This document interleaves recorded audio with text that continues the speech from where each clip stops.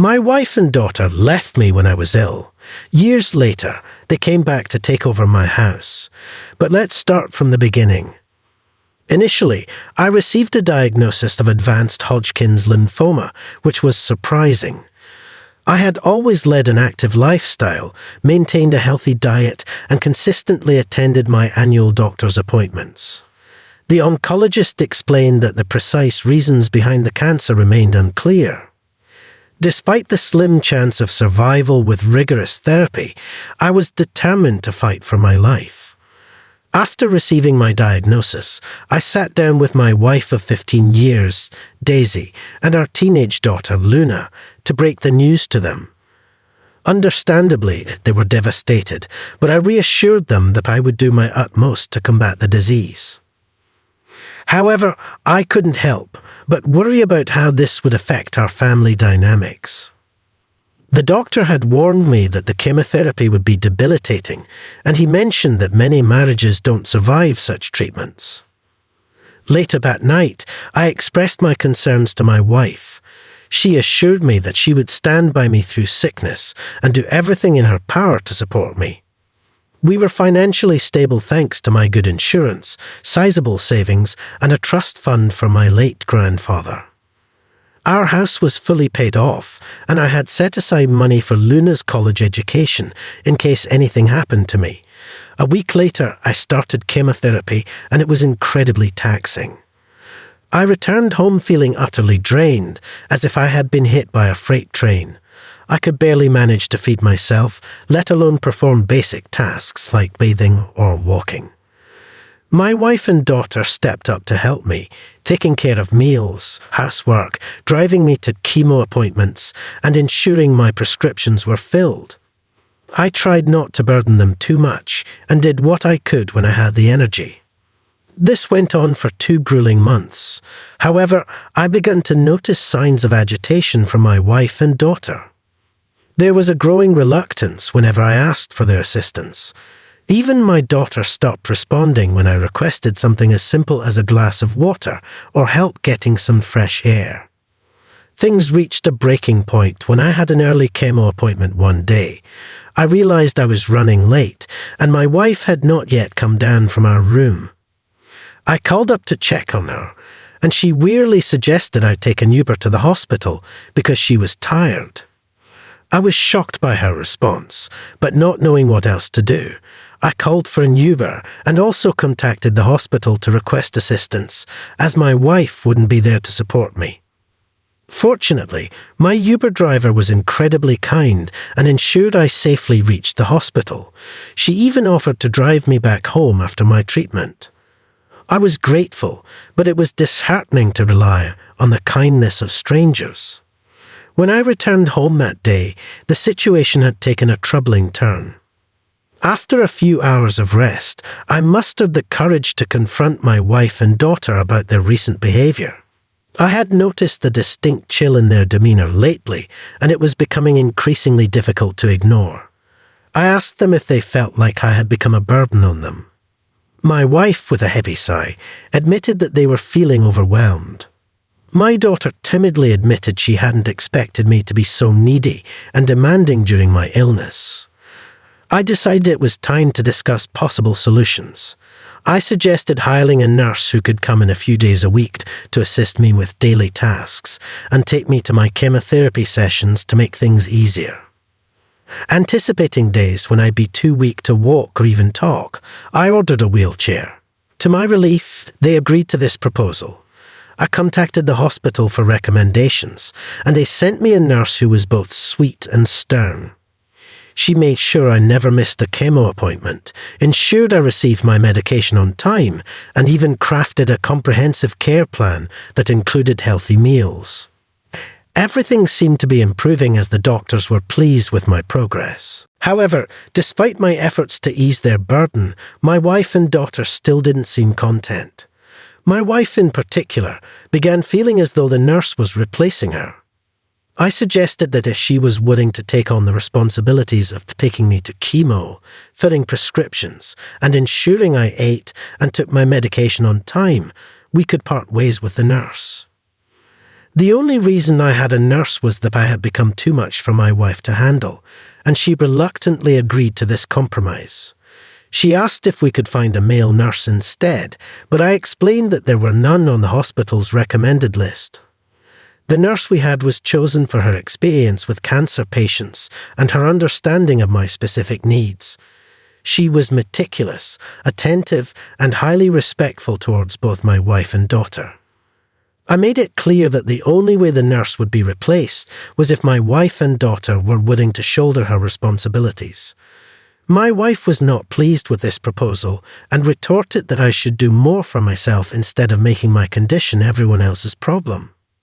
I tried to reason with her, explaining that there were days when I could barely lift my head, let alone stand up.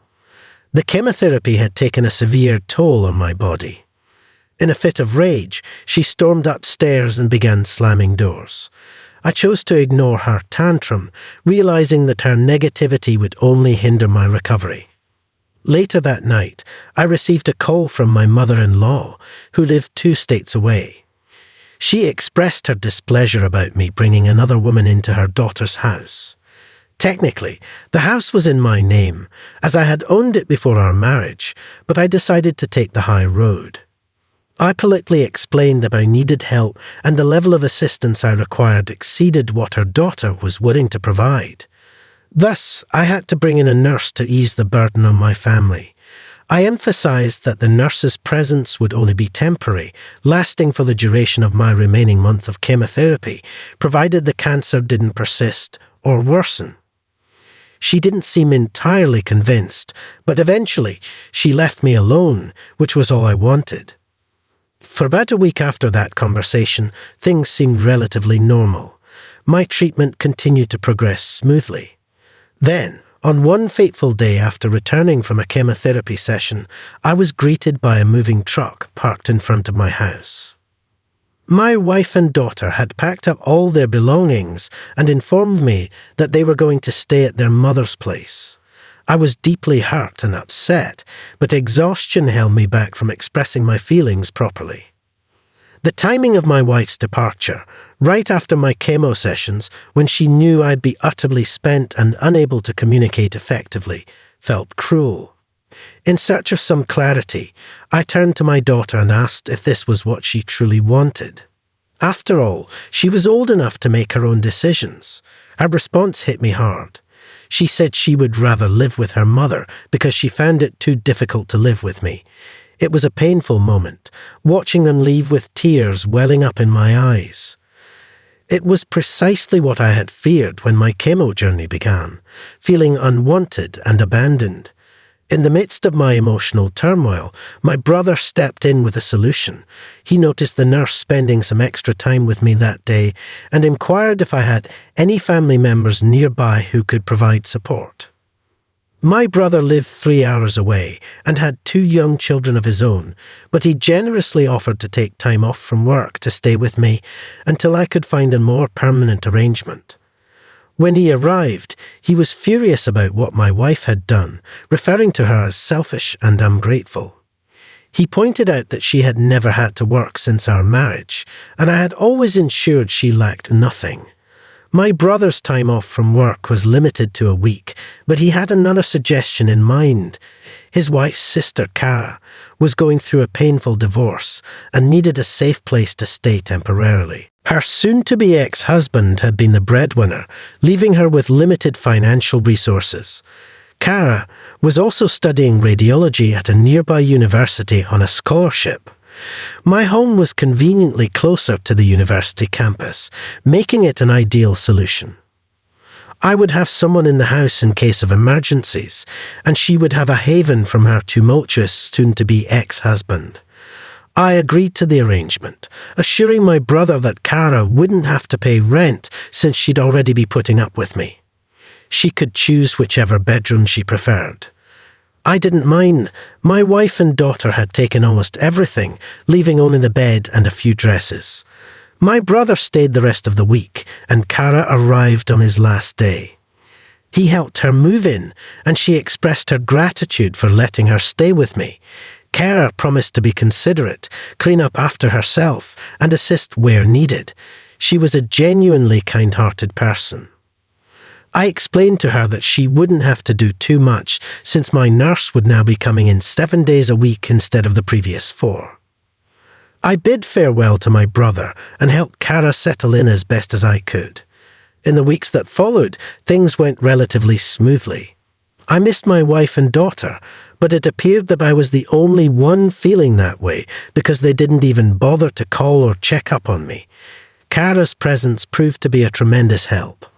She took care of grocery shopping, handled most of the cleaning, and even assisted with meal preparation. Throughout this time, she never uttered a single complaint. About a month and a half after my wife's departure, I received the news that I was cancer-free. It was a momentous occasion celebrated by ringing the bell at the hospital. My nurse asked me what I wanted to do next, now that I was essentially cured. My immediate decision was to file for a unilateral divorce, freeing myself from a marriage that had proven to be unsupportive during my challenging journey. With the divorce proceedings in motion, my focus shifted toward the next crucial step, recovering from cancer. It was a journey in itself. Slowly but surely, I began to regain my strength. My hair grew back, my scar started to heal, and I was putting on weight. I stuck to my healthy meal regime for the most part, but I allowed myself some cheat days to savor the favorite meals I had missed during my illness. It's been 6 months now since I've been declared cancer-free, and I believe I'm finally ready to move on with my life. I made a call to my old job, and they're willing to rehire me for remote work if I choose to return. I think I'll take them up on the offer because I'm planning to move away. While I have an attachment to my house, there are too many painful memories here. I yearn for a fresh start with something smaller. My wife doesn't know it yet, but I'm planning to give the house to Kara. She came through for me when I was at my lowest, showing immense kindness even though we were practically strangers. She's free to sell it as she wishes.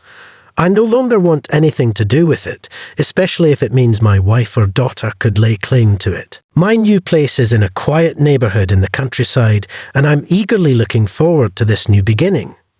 Hey wife and daughter, it's been over a year since my initial diagnosis, and I've settled into my new place and neighborhood nicely. There are plenty of friendly folks around here, and I've made friends with my neighbors, including Sophia who lives across the way. She's a widow who lives alone with her kids, scattered across the country, visiting only during Christmas and her birthday. Sophia invited me to her porch for drinks and conversation, and she shared the heartbreaking story of losing her husband to lung cancer. She emphasized how important life insurance was for her family's financial security. During our conversation, I opened up about what happened with my wife and daughter. Surprisingly, I still hadn't heard a word from them, but I've come to terms with it. I've been spending my time pursuing new hobbies, particularly woodworking, and I'm starting to build up a collection of tools. One day when I returned from the hardware store, Sophia informed me that she had noticed some people hanging around my house. Fortunately, they didn't do anything harmful or steal anything, but they did approach the door, knock it a few times, wander around the house, and eventually waited in their car. Sophia considered calling the sheriff's office, but decided against it as she thought they might be family. I asked her to describe them, and her description matched my wife and daughter. I couldn't fathom how they had found my new residence, as only my brother and his wife knew my current address. It left me wondering why they were looking for me after leaving almost a year ago without looking back. Sophia assured me that if they returned, I shouldn't come out, and she would handle the situation. Frankly, I had no desire to interact with them after they abandoned me when I was at my lowest point. Later that night, I called my brother, who informed me that my wife and daughter had been harassing Kara and her roommate at my old house.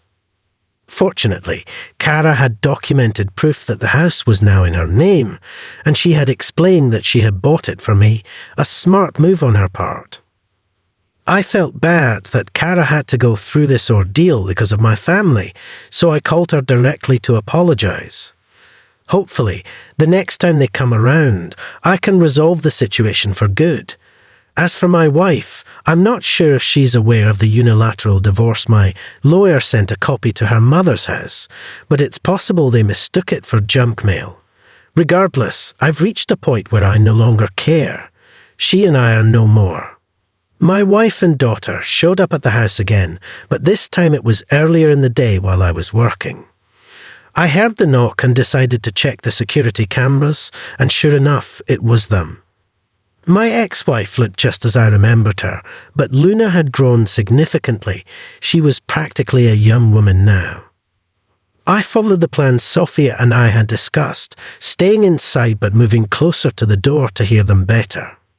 Sophia, ever the good neighbour, came over to greet them and introduced herself.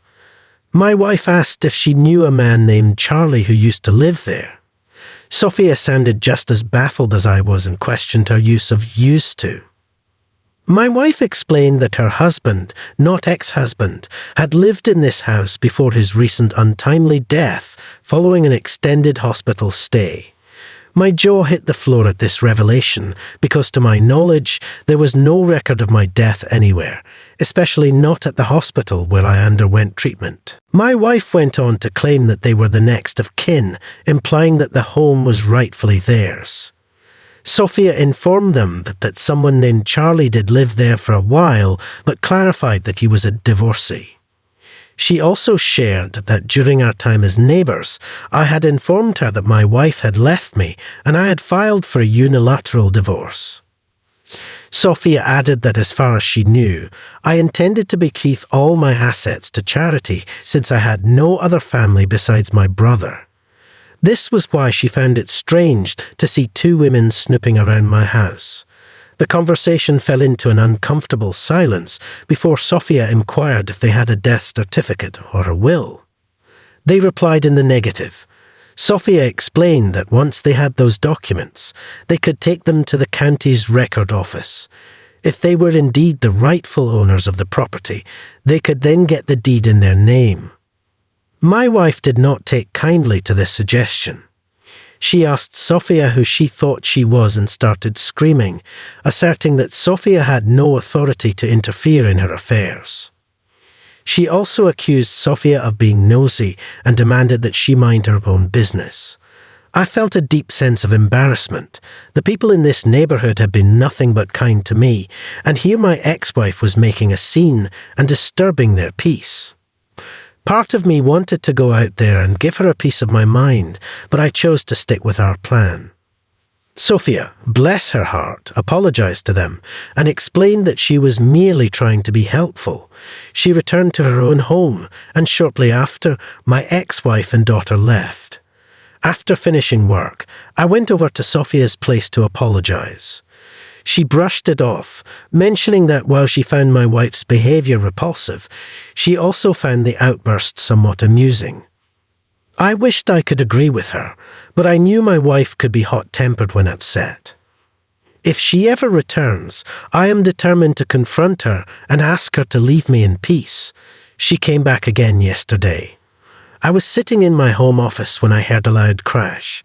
Rushing out to the living room, I found my front window smashed and people were outside screaming. I thought there might be a maniac on the loose, and it turns out I wasn't entirely wrong. It was my ex-wife. She had smashed my window, and my neighbours were out there trying to stop her.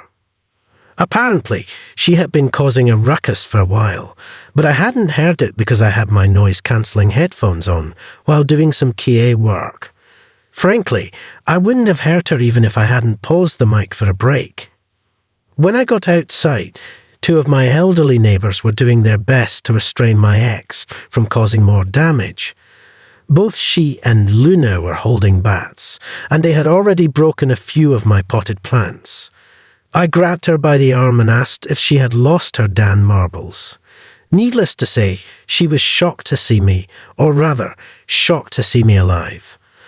I told both her and my daughter to get off my property before I called the cops. Unbeknownst to me, my neighbours had already placed the call. She seemed hurt by my words and asked why I hadn't contacted her after I got better. She insisted that she and Luna would have come back. I told her that when we got married, we made vows to stand by each other in sickness and health, and she broke those vows.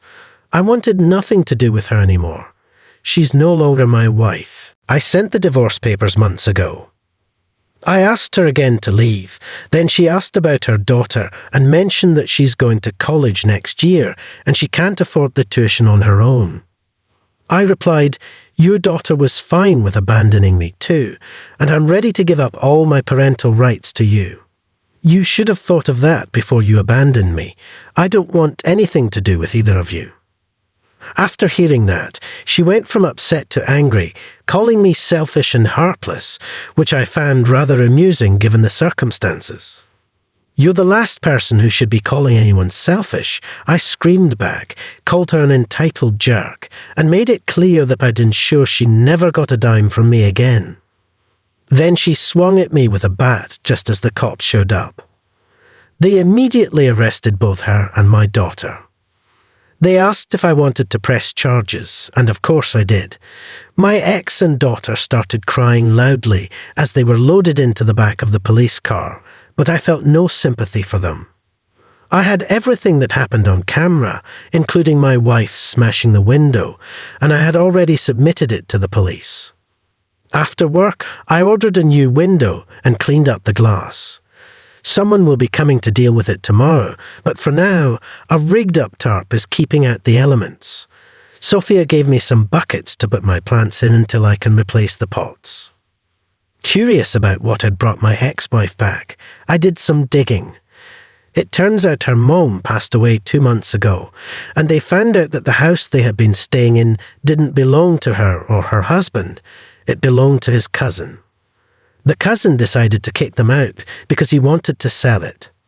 With both of my ex-wife's parents now gone, she and her daughter sold most of their parents' belongings and had been living in a motel for a while.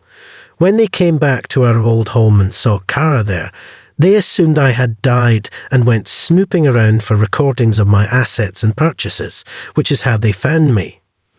Regardless, they're facing charges of vandalism, attempted break-in, and attempted assault. Since Luna is a minor, she's receiving community service, but my ex-wife is facing time behind bars, as this was clearly premeditated. I'm considering obtaining a restraining order as well. At least for now. I won't have to worry about her for a good long while.